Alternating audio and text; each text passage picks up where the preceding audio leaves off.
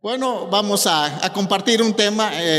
Usted sabe bien lo que dice Hebreos 11:1. Dice, es la fe, la certeza de lo que se espera. Y dice, y la convicción de lo que no se ve. Entonces hoy quiero hablar sobre cómo están nuestras convicciones. Como cristianos, como hijos de Dios, ¿cómo estamos con nuestras convicciones? Y vamos a leer un pasaje muy conocido, Hebreos capítulo 4, versículo 12. Usted tal vez hasta de memoria se lo sabe. Dice Hebreos 4:12, porque la palabra de Dios es viva y eficaz, y más cortante que toda espada de dos filos, y penetra hasta partir el alma y el espíritu, las coyunturas y los tuétanos, y discierne los pensamientos y las intenciones del corazón. Ahora quiero que usted escuche lo que dice la versión del lenguaje actual. Me gusta mucho cómo lo traduce. Dice, cada palabra que Dios pronuncia tiene poder y tiene vida. ¿Cuántos dicen amén? Cada palabra que Dios pronuncia tiene poder y tiene vida. La palabra de Dios es más cortante que una espada de dos filos y penetra hasta lo más profundo de nuestro ser. Allí examina nuestros pensamientos y deseos y deja en claro, dice, si son buenos o malos. Se lo repito, muy buena lo comprende uno mejor. Dice, cada palabra que Dios pronuncia tiene poder y tiene vida. La palabra de Dios es más penetrante, dice, es más cortante que una espada de dos filos y penetra hasta lo más profundo de nuestro ser. Ahí examina, dice, nuestros pensamientos. Vea lo que hace la palabra de Dios y deseos, y deja en claro si son buenos o malos. Para que nosotros podamos tener una convicción inquebrantable como hijos de Dios, es necesario que seamos formados por la palabra de Dios. Nuestro proceso inició cuando conocimos a Jesús. Cuando conocimos a Jesús, nacimos de nuevo. Y ahí empezó la palabra de Dios a sembrarse en cada corazón. Cada vez que usted la leía, cada vez que usted venía a la iglesia, cada vez que usted estaba en una reunión cristiana donde se abría la palabra de Dios, era donde esa palabra de Dios le estaba dando forma a su vida espiritual. Y esa palabra de Dios, que es inquebrantable, es la que a nosotros también nos sostiene en medio de las pruebas. Es la palabra de Dios la que a nosotros nos da esperanza. Es la palabra de Dios también la que nos sostiene no solamente en las pruebas, sino cuando también nosotros alcanzamos la cumbre en nuestra vida y cuando somos muy prosperados. Porque entonces necesitamos seguir con la convicción de que Dios es el que nos provee, porque en muchas ocasiones muchos cristianos, cuando Dios los lleva a la cima y realmente tienen mucha plata, se olvidan de Dios. Pero es necesario que nosotros, sea que estemos pasando pruebas o no estemos pasando, estemos abajo o estemos arriba, sea la palabra de Dios la que le siga formando nuestra vida de fe, para que nosotros podamos agradar a Dios, porque la Biblia dice que sin fe es imposible agradar al Señor. Yo anoté algo acá y lo subrayé para que se nos quede. Si no somos formados por la palabra de Dios, vamos a ser formados por las circunstancias que nos rodean. No sé si me la agarro. Si nosotros no somos como cristianos formados por la palabra de Dios, si no es formada nuestra vida por la palabra de Dios, vamos a ser formados por lo que nos rodea. Porque nuestra mente, nuestra vida no se puede quedar en blanco. Seguimos los principios cristianos, buscamos a Dios, le adoramos, leemos su palabra, oramos, o nos quedamos estancados, pero ahí le vamos a dar lugar a las circunstancias de este mundo para que nos puedan rodear y le puedan dar también forma a la vida. Entonces es la palabra de Dios la que nos da forma para que nosotros tengamos una fe vigorosa. Pero también si nosotros no buscamos la palabra de Dios y no es la norma para nuestra vida, entonces otras cosas van a formar nuestra vida. Yo conozco a algunos muchachos que antes de entrar a la universidad eran buenos cristianos, pero allá les empezaron a lavar el coco. Les empezaron a transmitir ideas evolucionistas y yo no sé qué más cosas les enseñan en la U.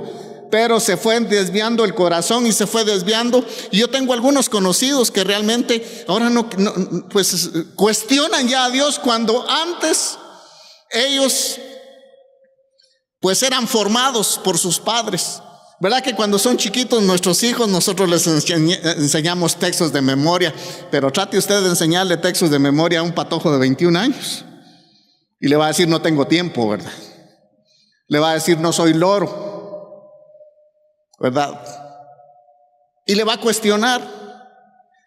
Pero si nosotros tenemos una fe inquebrantable en la palabra de Dios y esa palabra de Dios está formando nuestra vida, entonces todo el tiempo vamos a glorificar el nombre del Señor, sean buenos o sean malos, estemos en la universidad o no estemos, porque la palabra de Dios es la que sigue construyendo nuestra fe en nosotros desde el día que nosotros le creímos al Señor. Hay una historia en la Biblia que a mí me gusta mucho y que le podemos sacar algunas lecciones prácticas para la vida de hoy. Es de Daniel. Yo no sé a cuántos les leyeron la historia de Daniel en la escuela dominical. Los que crecieron en un mundo evangélico, segurísimo que les contaron la historia de Daniel y sus amigos. Entonces vamos a sacar algunas lecciones de la vida de estos hombres que demostraron tener una fe inquebrantable en medio de cualquiera fuera la situación en que ellos estuvieran viviendo. Entonces esta historia empieza con que Daniel y sus amigos, ¿ustedes recuerdan quiénes eran sus amigos de Daniel? Pero esos eran los nombres que les pusieron allá en Babilonia. Pero los nombres judíos, ¿cuál eran? Ananías, Misael, ¿y quién? Y Azarías. Entonces todos nosotros tuvimos, si pasamos en la escuela dominical, tuvimos historias de ellos, de estos 4 personajes de la Biblia. Y seguramente los chicos allá arriba tienen un mural donde está Daniel en medio de los leones, ¿verdad? Y hay otros murales donde tienen a los 3 amigos de Daniel metidos en el foso de fuego, en el horno de fuego ardiendo.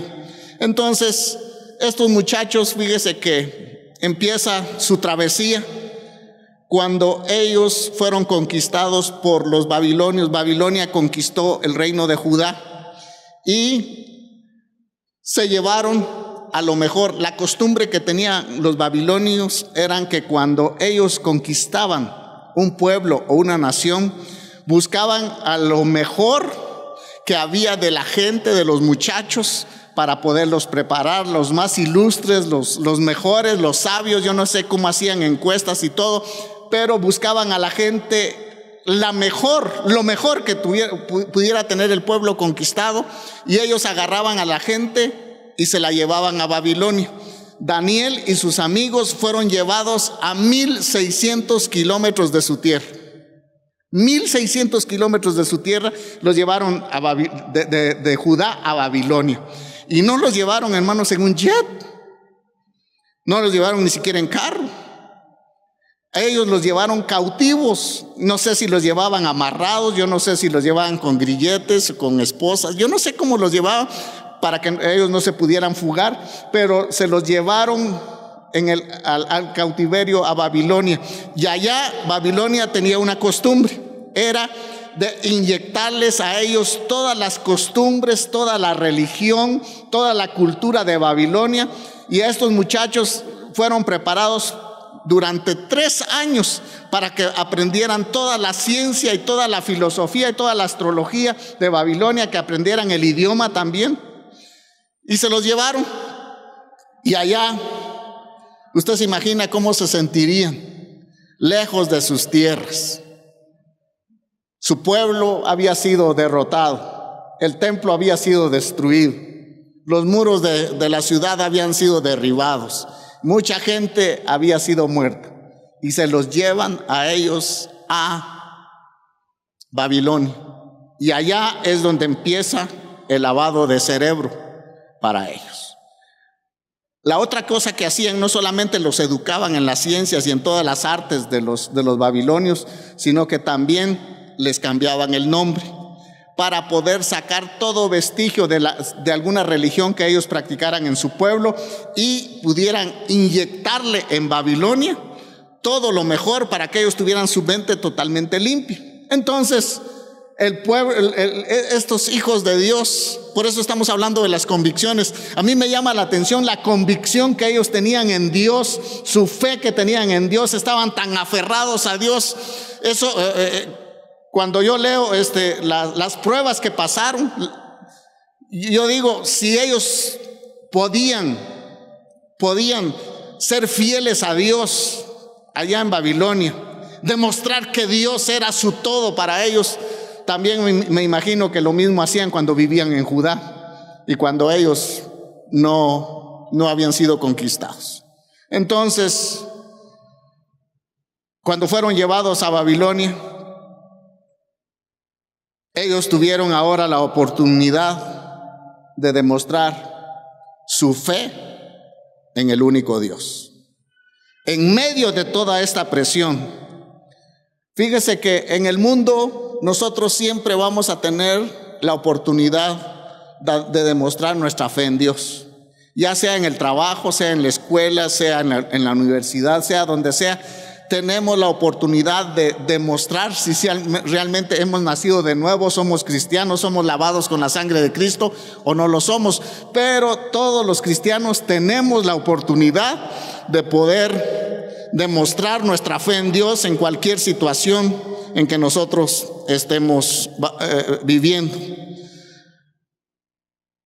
Ya dije que Daniel y sus amigos de plano eran hombres ilustres, eran de los más inteligentes, era la crema que tenía Judá, y por eso se los llevaron para poder capacitarlos a ellos y que ellos ayudaran a gobernar en el reino de Nabucodonosor, porque Nabucodonosor fue el que los conquistó en ese tiempo.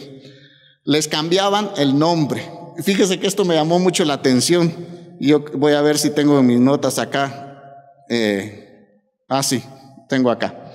Fíjese que a Daniel, cuando sus padres nacieron, como ellos le tenían temor a Dios, tenían la costumbre de que el nombre de los hebreos tuviera un significado pues honorable, un significado honroso, no como nosotros, ¿verdad? Acá le ponen a uno el nombre que sea, ¿verdad? Solamente que suene bonito.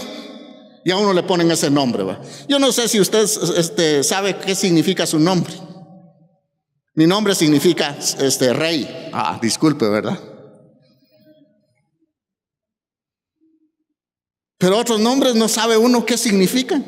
Pero los judíos tenían la costumbre de buscar el significado del nombre de acuerdo a la visitación que habían tenido de Dios. Por ejemplo, a Samuel, Ana, sus padres le pusieron Samuel porque Samuel significa pedido a Jehová, ¿verdad? Entonces a Daniel, sus padres le pusieron Daniel porque Daniel significa Dios es mi juez. Vea qué nombre más precioso, ¿verdad? Qué significado más lindo. Dios es mi juez.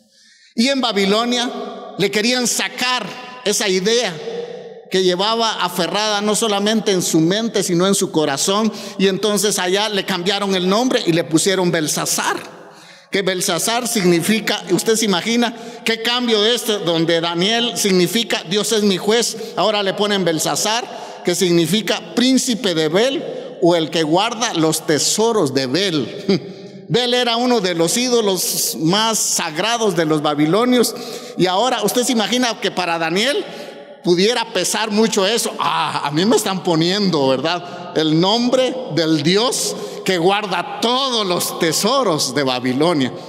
Quizás sin ser cristiano, sin ser hijo de Dios, él podía enorgullecerse que le pusieran ese nombre.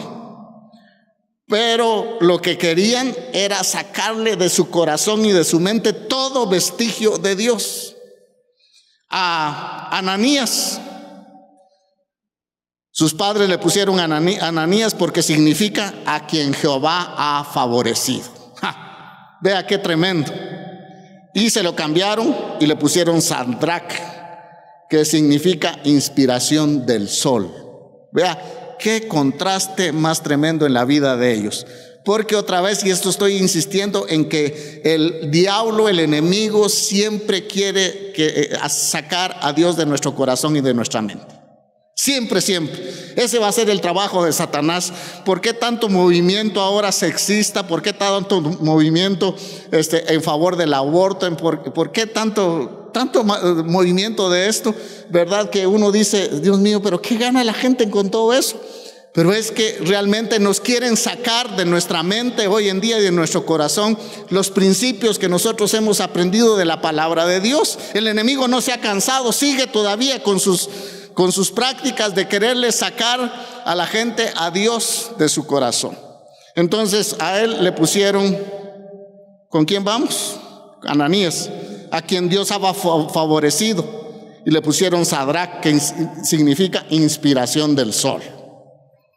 A Misael, sus padres le pusieron Misael porque significa ¿quién puede compararse a Dios? Vea qué tremendo, hermanos, el significado de lo que llevaba este hombre en su corazón. ¿Quién puede compararse a Dios? Ahora los babilonios dijeron, le vamos a sacar eso de la mente y del corazón y le vamos a poner a él Mesac, que significa humilde ante mi Dios, pero con Dios con de pequeña, ¿verdad? De minúscula. Y a Azarías le pusieron así sus padres porque dijeron, lo que significa es que Jehová ha ayudado.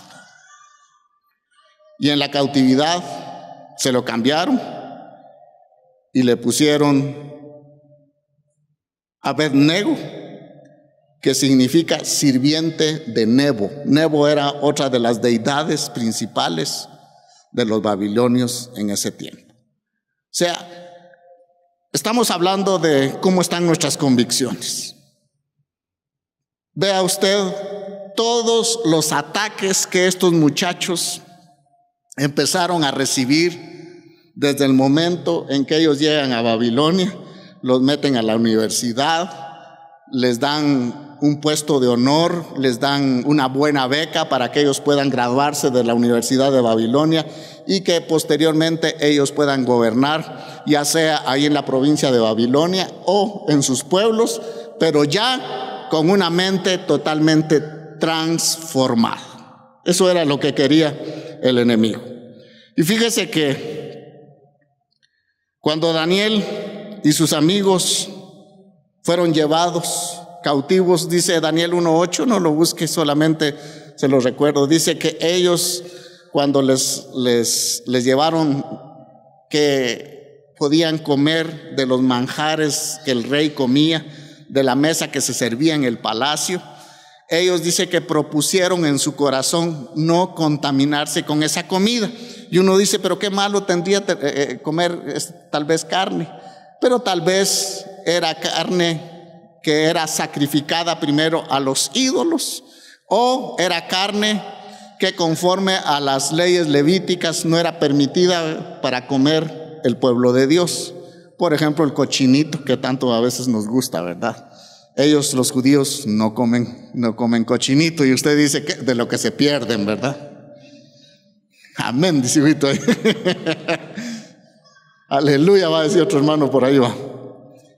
Pero ellos allá dijeron: no nos vamos a contaminar. Mire la propuesta que ellos tuvieron, porque tenían una convicción de la palabra de Dios. A los niños hebreos desde chiquitos les empezaban a enseñar la Torá, y a los 12 años ya casi la tenían que saber de memoria. O sea que la palabra de Dios ya le había dado forma a la vida de estos muchachos, para que cuando se enfrentaran con una realidad que era realmente terrible, ellos pudieran tener un buen escudo en el corazón, pudieran tener un buen arsenal de la palabra de Dios, un buen conocimiento de Dios, para que la cultura de Babilonia no pudiera a ellos afectarles en nada en su creencia delante de Dios. Así que la propuesta en el corazón fue: no nos vamos a manchar, y cueste lo que cueste, no lo vamos a hacer.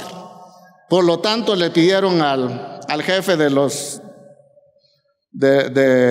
la guardia allí que les diera solamente legumbres y agua, y que hicieran una comparación cómo estaban sus rostros. Es que era la gracia de Dios depositada en aquellos muchachos que tenían en su corazón la convicción fuerte de Dios, el Todopoderoso, que era el que regía totalmente sus vidas. Así que siempre nosotros, como cristianos, como hijos de Dios, vamos a tener la oportunidad de poner en práctica lo que llevamos adentro.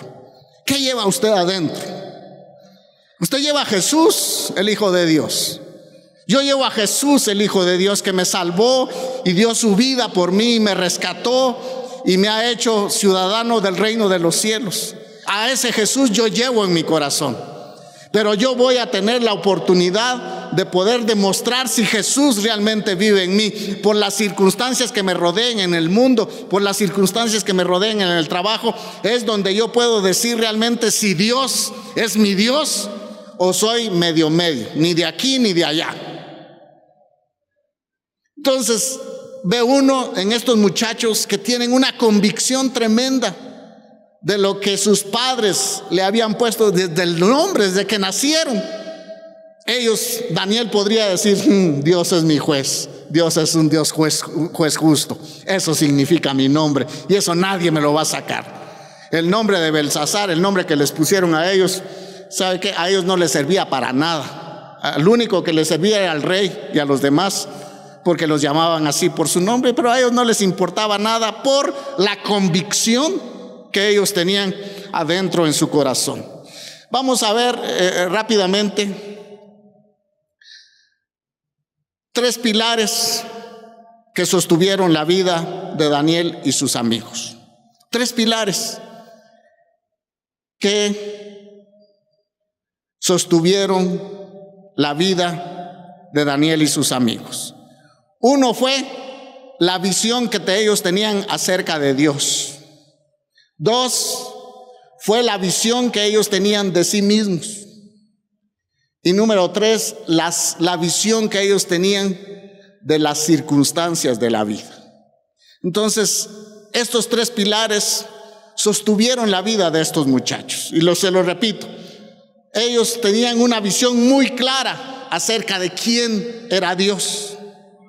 Ellos tenían una visión muy clara de que eran siervos del Dios Altísimo, y tenían una visión muy clara acerca de las circunstancias de esta vida. Entonces vamos a ir por la primera, su visión acerca de Dios. Fíjese que el capítulo 2 de Daniel, no vamos a leer algunos versículos por el tiempo, pero nos habla de que este rey Nabucodonosor, que era loco, ¿verdad? Y que paró comiendo pasto en el campo por rebelarse en contra de Dios. Pero nos habla de que este rey loco tuvo un sueño muy extraño,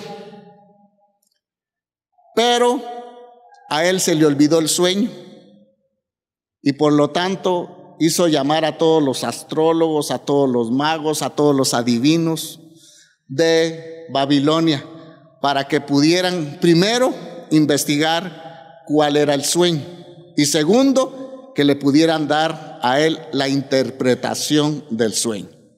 Y llamó a todos los astrólogos y a todos los magos, y muchos dijeron de ellos: es que esto sí está difícil. Rey, si usted nos da a conocer realmente el sueño, nosotros sí le podemos dar la interpretación. Pero Nabucodonosor dijo: no, estos nada más me están jugando la vuelta, así que si ustedes no pueden darme el sueño y la interpretación, así que los voy a matar a todos. Y sacó un edicto de querer matar a todos. Entonces ahí estaba Daniel y sus amigos. Entonces Daniel y sus amigos quisieron ellos salvar el pellejo, por supuesto, ¿verdad? Pero sobre todo ellos querían glorificar el nombre de Dios. Así que los magos y astrólogos no pudieron revelarle ese sueño. Entonces Daniel le dijo al jefe de la guardia que lo llevara allá con el rey, y le dijo: mire, señor rey, deme un chancecito, deme un tiempecito, y yo sí, dentro de tantos, no dice cuántos días ni cuánto tiempo, pero en determinado tiempo, yo le voy a traer cuál fue el sueño y también la interpretación. Entonces Daniel se fue a orar con sus amigos, y eso sí lo vamos a leer en Daniel capítulo 2, versículo 18 al 22.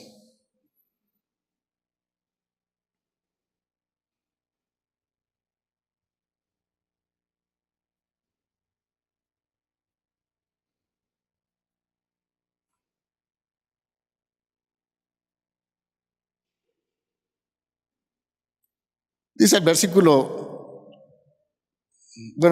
17: luego se fue Daniel a su casa, dice, e hizo saber a Ananías, a Misael y a Azarías, sus compañeros, lo del sueño y de la interpretación, para que pidiesen, dice, escuche bien esto, para que pidiesen misericordia del Dios del cielo. Allí está, hermanos, la revelación que ellos tenían de un Dios misericordioso, que aunque ellos estaban pasando, hermanos, problemas tremendos, siendo deportados, pero tenían la esperanza de un Dios misericordioso. Y ahí está el conocimiento que ellos tenían, que dice sobre este misterio: a fin de que Daniel y sus compañeros no pereciesen con los otros sabios de Babilonia.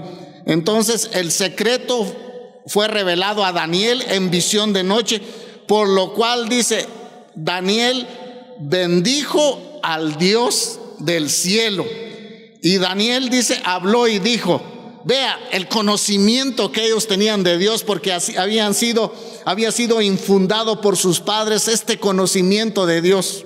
Daniel habló y dijo: sea bendito el nombre de Dios de siglo en siglos, porque suyos son el poder y la sabiduría.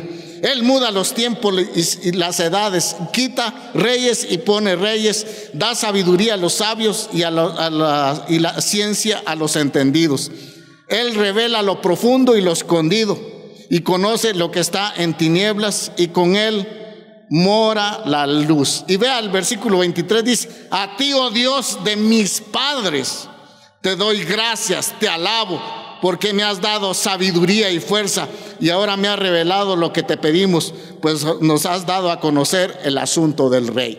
Vea, hermanos, el conocimiento. Aquí está demostrando Daniel de la relación que él mantenía con su padre, con Dios, con el Dios Todopoderoso. Él dijo: no es por mi propia sabiduría ni por mi propia capacidad que yo ya tengo resuelto el asunto del sueño, sino es realmente porque Dios ha sido misericordioso con nosotros. El Dios del cielo me ha revelado cuál es ese sueño y la interpretación también, el paquete completo, pero le está dando todo el honor y toda la gloria a Dios. Por eso hablo del primer pilar, que es la visión acerca de Dios que estos muchachos tenían, y que eso hacía que la convicción que ellos tenían en Dios fuera algo tremendo. En medio de una presión como la que ellos tenían, allí Daniel está alabando y bendiciendo el nombre de Dios. Así que Creo que uno se queda avergonzado con estos muchachos porque lo que después pasan no es nada fácil. Así que cuando ellos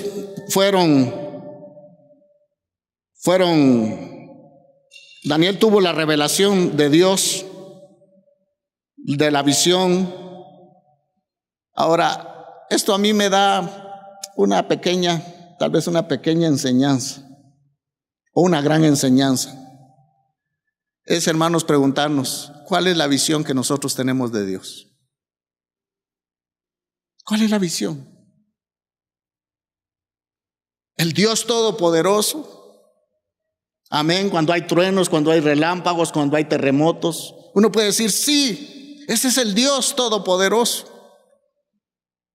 Un eclipse lunar, pues uno dice, eso solamente la mano de Dios lo puede hacer. Pero realmente, ¿cuál es nuestra convicción personal que nosotros tenemos de Dios? Fíjese que ese Dios todopoderoso, ese Dios eterno, ese Dios que no cambia, ese Dios que pone y quita reyes, ese Dios que está en medio de cualquier circunstancia, Él ha decidido ser nuestro papá. Y esa es la revelación que nosotros debemos de tener de Dios, la visión de Dios, que Él es nuestro Padre.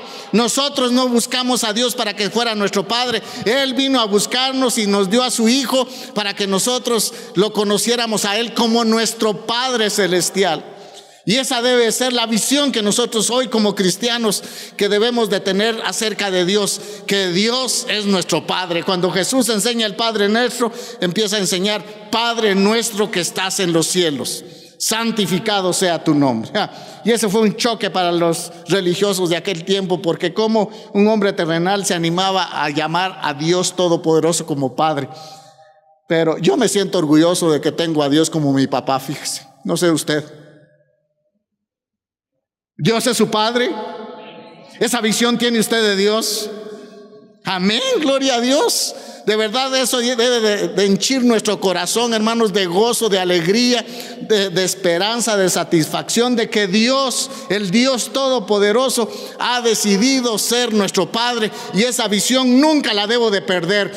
Tenga yo problemas o no los tenga, Dios es mi Padre, Dios está conmigo. Él nunca me va a dejar, Él nunca me va a abandonar. Aunque pase en valle de sombra de muerte, tengo a Dios como mi Padre que va a estar conmigo siempre, cualquiera que sea la situación en que esté viviendo. Así que, dependiendo de la visión que nosotros tengamos de Dios, así va a ser nuestro actuar en medio de las circunstancias. Daniel y sus amigos tenían una visión muy clara de que Dios era un Dios misericordioso y de que Él venía toda la inteligencia y la sabiduría y que Él la podía revelar a ellos para que ellos pudieran, sobre todo, hermanos, exaltar en el reino de Babilonia al Dios Todopoderoso. Ahora, vea, me llama mucho la atención, no solamente ellos tenían una visión muy clara de quién era Dios, desde el nombre que les pusieron, tenían muy clara la visión. Ahora, tienen una visión, hermanos, que a mí me gusta mucho, que es una visión de siervos.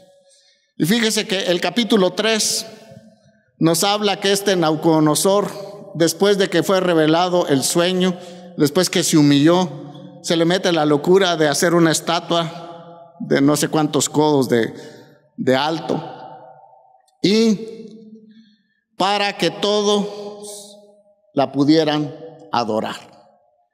Y aquel que se rehusara a adorar a dicha estatua, ya fuera de él o de un dios, no sabemos, tendría que tener una muerte muy dolorosa y tendría que ser echado al horno de fuego. Y es ahí donde fue llevado Ananías, Misael y Azarías. Capítulo 3, versículo 16 y 18.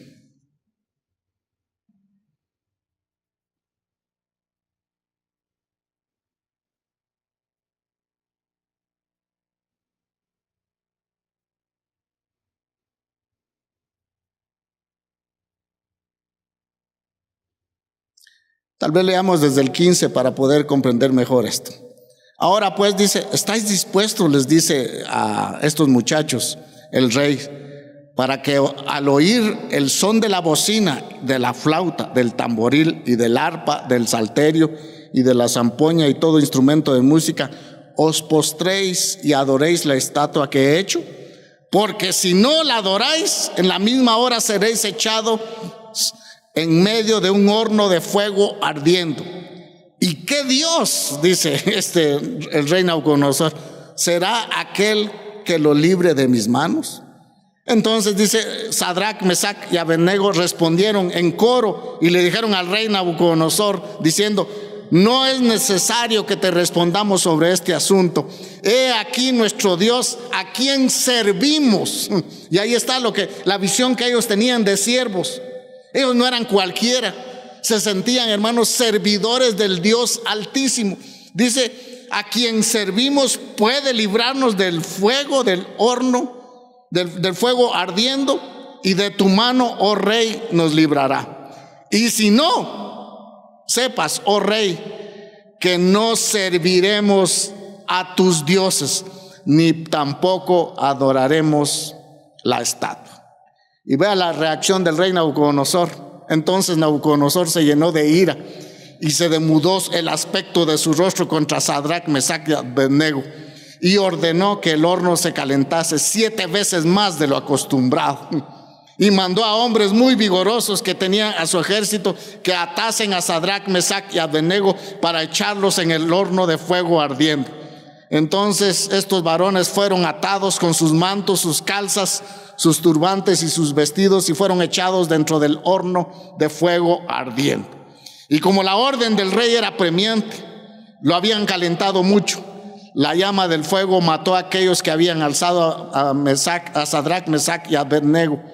Y estos 3 varones, Sadrac, Mesac y Abednego, cayeron atados dentro del horno de fuego ardiendo.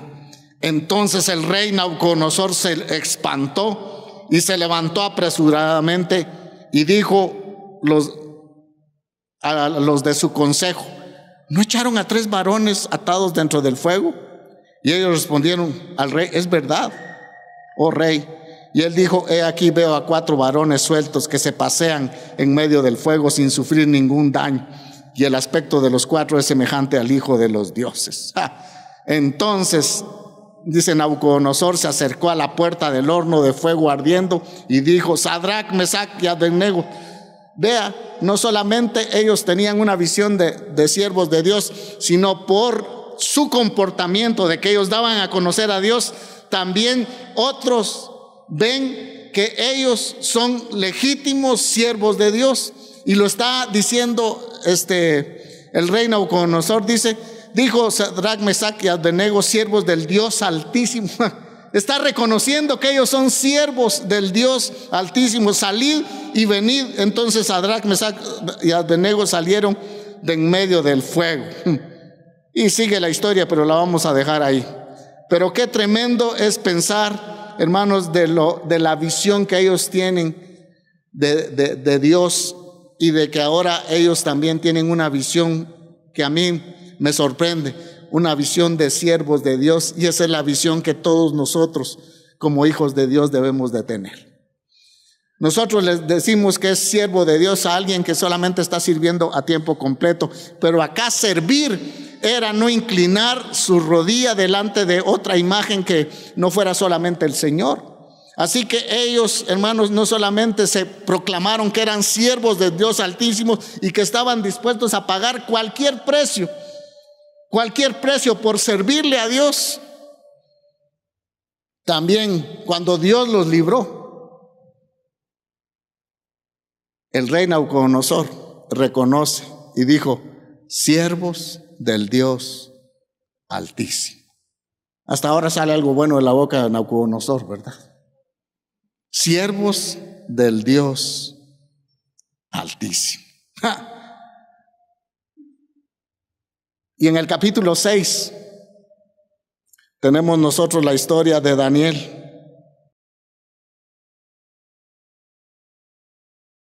Los enemigos de Daniel en el capítulo 6, y eso es para que usted lo lea despacio en su casa. hacen que el rey Darío firme un edicto en el cual decía que si alguno oraba a otro dios que no fuera el rey, fuera echado al foso de los leones. Cuando echaron a Daniel al foso de los leones por su convicción, porque dice que los gobernadores y los sátrapas se juntaron e hicieron firmar al rey Darío un documento, un edicto, donde decía que durante 30 días todos debían de doblar sus rodillas ante el rey. Y el rey, me imagino que se ensanchó bastante su corazón, de decir, todos a mí me van a adorar. Pero de repente estos enemigos de Daniel dijeron, es que hay unos judíos, a un hombre que yo conozco que vino de la cautividad, que ese siempre lo hemos querido acusar y agarrar con las manos en la masa en su trabajo, pero en todo dice que Daniel era fiel en su trabajo. Entonces lo tenían que acusar por su religión, y lo acusaron porque Daniel dice que abría las ventanas que daban hacia Jerusalén y 3 veces al día oraba, doblaba sus rodillas delante del Dios Todopoderoso, orando hacia Jerusalén. Y ahí fue donde lo agarraron, ¿verdad?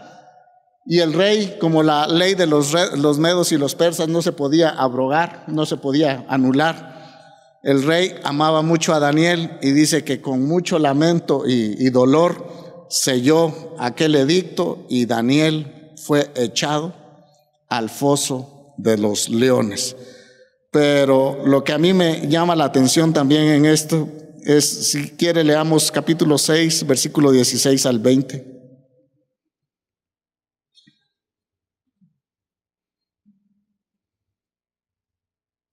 6:16. Entonces dice el versículo 16, el rey mandó y trajeron a Daniel y le echaron en el foso de los leones. Y el rey dijo a Daniel, el Dios tuyo, a quien tú continuamente sirves. Vea la trayectoria de Daniel que llevaba ya. No, fíjese que Daniel pasaron 4 reyes y él siempre estuvo al servicio en el palacio, dándole honor a Dios siempre, dándole toda la gloria y honor a Dios siempre. Pasaron 4 reyes en el periodo que Daniel estuvo en el palacio. Y dice, y lo echaron, y le dijo, Daniel, el Dios tuyo, a quien tú continuamente sirves. O sea, aquí otro rey, no solo era Nabucodonosor, sino era Darío, el que se está dando cuenta de que Daniel era un hombre siervo del Dios Altísimo. Hermanos, ¿qué dirá la gente de nosotros? ¿Que nosotros le servimos a Dios? ¿O que no solamente somos bullangueros? ¿Cuál será el concepto? Y fíjese que ahora que estuve leyendo eso, yo decía, ¿cuál será el concepto que la gente tiene de nosotros?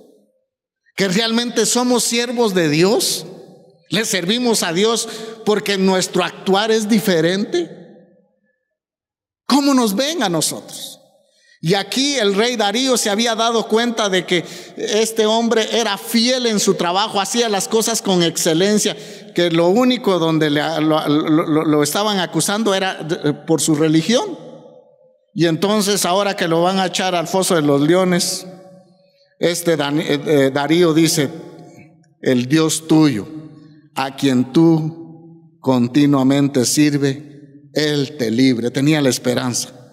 Y fue traída una piedra y puesta sobre la puerta del foso, la cual selló el rey con su anillo y con el anillo de sus príncipes, para que el acuerdo acerca de Daniel no se alterase. Luego el rey se fue a su palacio y se acostó, ayunó. Ni instrumento de música fueron traídos delante de él, y se le fue el sueño. El rey pues se levantó muy de mañana y apresuradamente, dice, fue al foso de los leones. Y acercándose al foso, dice, llamó a voces a Daniel con voz triste y dijo, Daniel. Y aquí está otra vez el reconocimiento de un rey a su servidor, que las circunstancias no han hecho que cambie, sino que sigue firme con el propósito por el cual Dios lo había llevado a Babilonia. Dice, ¿dónde estábamos?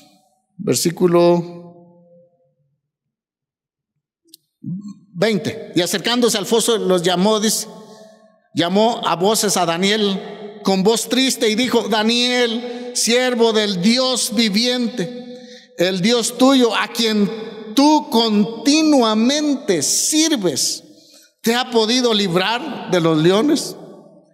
Entonces Daniel respondió al rey, dijo: oh rey, vive para siempre. Yo quizá lo hubiera maltratado. Mire, con los cristianos no se juega. Esos sus leones hambrientos, ¿sabe qué? De almohada me sirvieron. Estaban muy flacos, si no yo me hubiera querido comer uno. Pero todavía con aquel respeto Daniel se levanta sin quebrantar los mandamientos de Dios y dice: oh rey, vive para siempre. Y aquí está la convicción, dice: mi Dios envió su ángel, el cual cerró la boca de los leones para que no me hiciesen daño, porque ante él fui hallado inocente, y aún delante de ti, oh rey, yo no he hecho nada malo. Entonces se alegró el rey en gran manera a causa de él, y mandó a sacar a Daniel del foso. Y fue Daniel sacado del foso, y ninguna lesión se halló en él, porque había confiado en su Dios. Y dice: y dio la orden el rey, y fueron traídas aquellos hombres que habían acusado a Daniel, y fueron echados en el foso de los leones, ellos, sus hijos y sus mujeres. Vea todo el paquete. Yo creo que los leones empezaron a comerlo por los más tiernitos, ¿verdad? Los viejos los dejaron para después. Y aún no habían llegado al fondo del foso, cuando los leones se apoderaron de ellos y quebraron todos sus huesos. Entonces el rey Darío escribió a todos los pueblos, naciones y lenguas que habitan en toda la tierra: paz os sea multiplicada.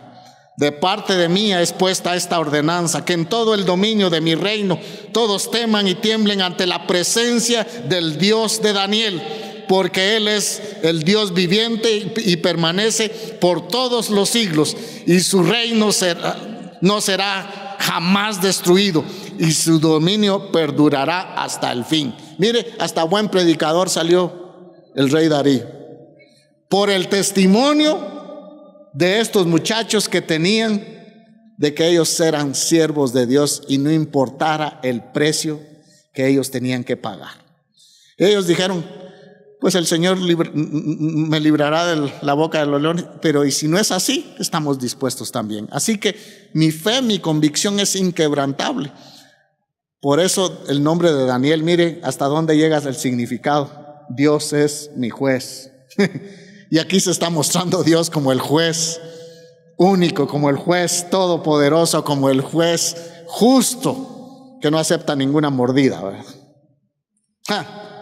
Mire, cuando uno lee todo esto, cómo se emociona uno, ¿verdad? Quiere seguir leyendo, pero realmente, como les veo cara de sueño y de hambre.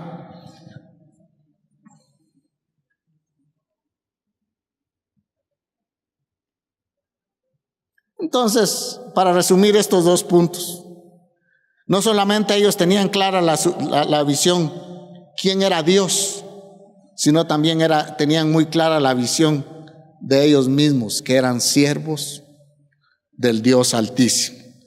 Y así dieron a conocer a Dios en medio de un mundo pagano.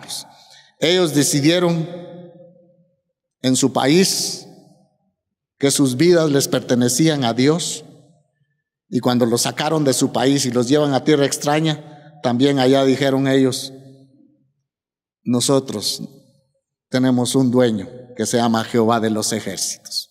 A él nosotros le rendimos culto, le rendimos adoración, cueste lo que cueste.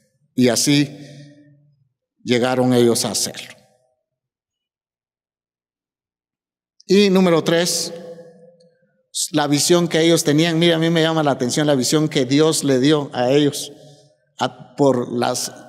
acerca de las circunstancias que ellos estaban viviendo. Dice Eclesiastés que todo tiene su tiempo, ¿verdad? Todo tiene su tiempo.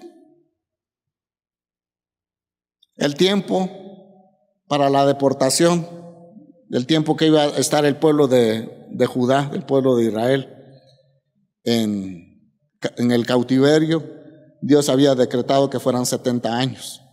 Yo no sé cuántos años faltaban acá, pero ese tiempo ya iba a pasar. Y otra vez el pueblo de Israel iba a volver a su nación, a ser una nación libre, donde ellos podían adorar el nombre de Dios con toda libertad. Entonces, 70 años sería la deportación. Y Daniel dijo también algo muy tremendo, que él lo vivió en carne propia. Él pone y quita reyes. Y él lo vio, 4 reyes pasaron en el tiempo que Daniel estuvo ahí. Y él con sus propios ojos pudo verlo. Así que Daniel, él vio cómo el reinado de Babilonia también pasaría, y el de los demás reyes, pero también tuvo una visión del reino de Cristo también, y eso no nos vamos a meter porque es un montón de cosas, ¿verdad? Pero tuvo también la visión que vendría un reino que nadie podría quitarlo ni ponerlo, que sería el reino mesiánico. Entonces tuvo esa visión de las circunstancias Daniel y sus compañeros, y eso a ellos los hacía más fuertes cada día en sus convicciones de que ellos tenían que seguir a servirle al Señor, costara lo que costara. Ya habían pasado tantas pruebas, tantas dificultades, y en medio de todo eso estaban ellos con su corazón dispuesto para servirle a Dios. Así que no los agobió las circunstancias, porque su mirada estaba totalmente en el Señor, porque Dios es el único que no cambia y tiene control de todo. No importa las circunstancias que nosotros estemos pasando, Dios tiene control de esas circunstancias. No es para pasar todo el tiempo problemas económicos, no es para todo el tiempo, eso va a pasar, porque todo pasa. Dios tiene control de todo. Y esa debe ser nuestra convicción, de que Dios tiene control de cualquier circunstancia en que nosotros estemos viviendo. Aunque digamos, ya no aguanto este problema, ya no aguanto lo que estoy pasando, Dios dice, tranquilo, yo tengo control de esto. Sos mi hijo, yo te amo mucho. Es necesario que pases por diversas pruebas para que conozcas más mi amor, para que conozcas más mi corazón, para que me conozcas más como persona, quién soy yo. Y eso Dios hoy nos lo está diciendo. Así como Daniel y sus compañeros pasaron momentos muy difíciles, el Dios eterno estuvo con ellos. Y la buena noticia, que así estará con nosotros. Pero qué importante, y quiero dejar esto en su corazón, vea la visión. Si usted quiere, vaya a leer el libro de Daniel. La visión que ellos tenían de Dios era tan importante. La visión que ellos tenían de sí mismos como siervos de Dios, eso lo sostuvo. Y la visión que tenían de las circunstancias, que todo iba a pasar. El tiempo de la deportación iba a llegar, y ellos iban a volver, los cautivos, a Jerusalén nuevamente, a edificar la ciudad que había sido destruida. Así que tenemos un Dios todopoderoso nosotros, que Él ha decidido ser nuestro papá. Y eso nos debe de llenar de gozo y alegría todos los días de nuestra vida. Y eso debe de hacer que nosotros nos sintamos siervos del Dios Altísimo. Y como siervos del Dios Altísimo, no importan las circunstancias que vengan, porque en medio de las circunstancias va a estar Dios con nosotros.